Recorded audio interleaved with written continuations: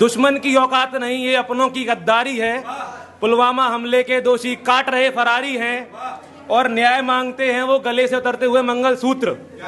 न्याय मांगते हैं वो गले से उतरते हुए मंगलसूत्र, जिनके सुहागों ने इस देश पर जानवारी है। किसी माँ ने खोया बेटा अपना, किसी का सुहाग उजाड़ा है।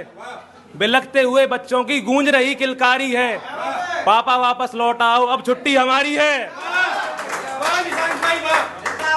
ये जो लोग मनाते रह गए दूसरों के त्योहार, वैलेंटाइंस डे, ये जो लोग मनाते रह गए दूसरों के त्योहार, वो लुटा गए जान अपनी देश पर जैसे दिया हो किसी को उपहार।